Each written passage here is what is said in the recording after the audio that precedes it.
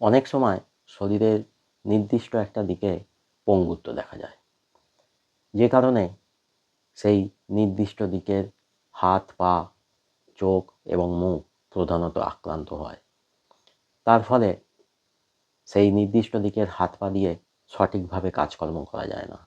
হাত পা সেই নির্দিষ্ট দিকের অসাড় হয়ে থাকে, অবশ হয়ে থাকে, কোনো রকমের জোর পাওয়া যায় না বা সামান্য জোর পাওয়া যায়। যদি কোনো নির্দিষ্ট দিকে চোখ আক্রান্ত হয়, তাহলে সেই দিকের চোখ আংশিক বা সম্পূর্ণ বন্ধ অবস্থায় থাকে।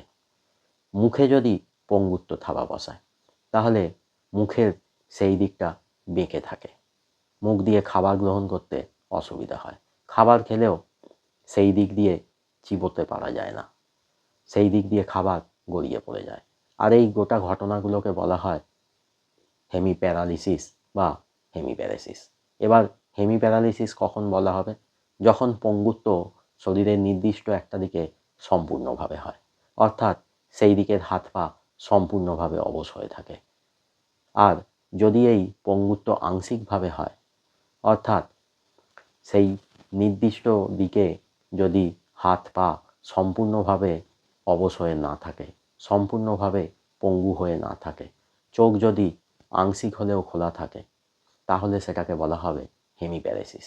আর আমার আজকের আলোচনা এই সাংঘাতিক সমস্যা হেমিপ্যারালিসিস বা হেমিপ্যারেসিস নিয়ে এবং এর হোমিওপ্যাথি চিকিৎসা নিয়ে। নমস্কার, আমি ডাক্তার বিপ্লব কুণ্ডু আপনাদেরকে আরও একবার স্বাগত জানাচ্ছি আমার চ্যানেল দৈনন্দিন জীবনে হোমিওপ্যাথির আরেকটা সম্পূর্ণ নতুন ভিডিওতে। প্রথমেই জেনে নিন শরীরের নির্দিষ্ট একটা দিকে আংশিক বা সম্পূর্ণ পঙ্গুত্বর কারণ কী।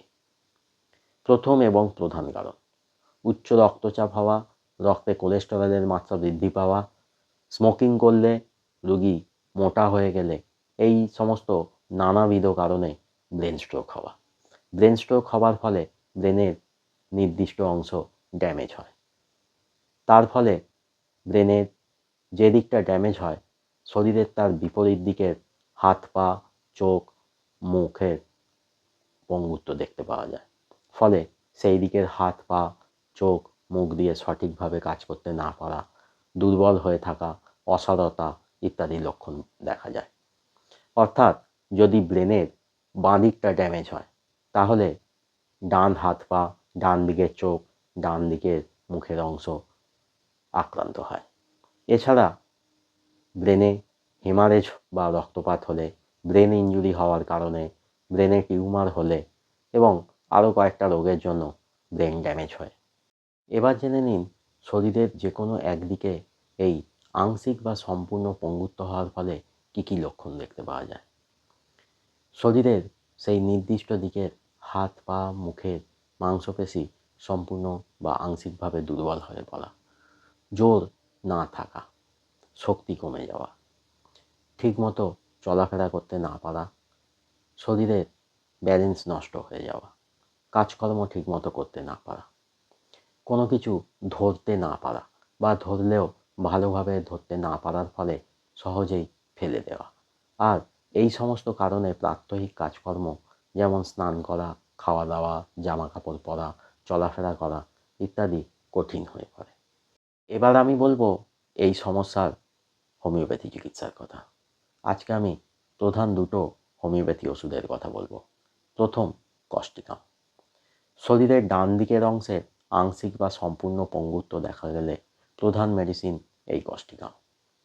ডান হাত পায়ে জোর না পাওয়া, ডান দিকের হাত পা অসাড় হয়ে থাকা, ঝিনঝিন করা, শরীরের ডান দিকের যে কোনো খুব ছোট্ট অংশেরও সম্পূর্ণ বা আংশিক পঙ্গুত্ব হলে, ডান দিকের চোখে পঙ্গুত্ব হওয়ার ফলে সম্পূর্ণ বা আংশিকভাবে চোখ বন্ধ অবস্থায় থাকলে, মুখের ডান দিক বেঁকে থাকলে, ডান দিক দিয়ে খাবার চিবোতে না পারলে, যদি মুখের ডান দিক দিয়ে খাবার খাওয়ার সময় গড়িয়ে পড়ে যায়, এর সঙ্গে সেই আক্রান্ত জায়গার মাংসপেশি কম্পন বা কন্ট্রাকশন হতে থাকে। এর সঙ্গে যদি রুগীর গভীর দুঃখ পাবার হিস্ট্রি পাওয়া যায়, রুগীর জল তেষ্টা যদি খুব বেশি থাকে, রুগীর হাত পায়ের তালু যদি ঠান্ডা থাকে, রুগীর যদি অসাড়ে প্রস্রাব হয়ে যায় বা প্রস্রাব পায়খানা পেলে যদি চেপে রাখতে না পারে, তাহলে খেতে হবে কস্টিকাম 200 4টে ডোজ, দিনে 2বার করে 2 দিন 1 ফোঁটা করে। 1 বা 2 মাস ছাড়া রিপিট করতে হতে পারে। দ্বিতীয় মেডিসিন ফসফরাস। এক্ষেত্রে যদি রোগীর শরীরের বাম দিকের অঙ্গের সম্পূর্ণ বা আংশিক পঙ্গুত্ব দেখা যায়, সেই আক্রান্ত অঙ্গে যদি জ্বালাবোধ থাকে, অসাড় হয়ে থাকে, জোর না থাকে, সেই আক্রান্ত জায়গাটা যদি ঝিনঝিন করে, তার সঙ্গে রোগীর হাত পায়ে জ্বালাবোধ থাকলে, জল তেষ্টা খুব বেশি থাকলে রোগীর, এবং রোগী যদি শুধুমাত্র ঠান্ডা জলই খেতে চায়, যদি রোগী একা থাকতে না পারে, সবসময় লোকজন পরিবেষ্টিত হয়ে থাকতে চাইলে খেতে হবে ফসফরাস 200 4টে ডোজ, দিনে 2বার করে 2 দিন 1 ফোঁটা করে। এক্ষেত্রেও 1 বা 2 মাস ছাড়া রিপিট করতে হতে পারে। এছাড়াও যে কোনো deep acting polycrest homeopathic medicine রোগীর টোটালিটি অফ সিমটমসের ওপর বেস করে রোগীকে দেওয়া যেতে পারে। তবে রোগীকে অবশ্যই প্রপার ফলো আপে থাকতে হবে, তবেই সুস্থ হতে পারবে। এর সঙ্গে রোগীকে ফিজিওথেরাপি এবং অন্যান্য এক্সারসাইজের মধ্যে থাকতে হবে। আজকের ভিডিও এখানেই শেষ করছি। যদি ভিডিওটা ভালো লাগে তাহলে অবশ্যই একটা লাইক করে দেবেন। যদি এই ভিডিও নিয়ে কোনো প্রশ্ন থাকে তাহলে কমেন্টে জানাবেন, আমি অবশ্যই উত্তর দেবো। আর এই ভিডিওটা পরিচিতদের সঙ্গে শেয়ার করবেন। যারা চ্যানেলে নতুন বা এখনও চ্যানেলটা সাবস্ক্রাইব করেননি, তারা তাড়াতাড়ি চ্যানেলটা সাবস্ক্রাইব করে নিন। আর সাবস্ক্রাইব করার সময় পাশের বেল আইকনটা প্রেস করে দিন, তাহলেই নতুন ভিডিও এলে আপনারা নোটিফিকেশান পেয়ে যাবেন। সঙ্গে থাকবেন, ভালো থাকবেন, হোমিওপ্যাথির মাধ্যমে সুস্থ থাকবেন। আবার দেখা হবে আর একটা নতুন ভিডিও নিয়ে।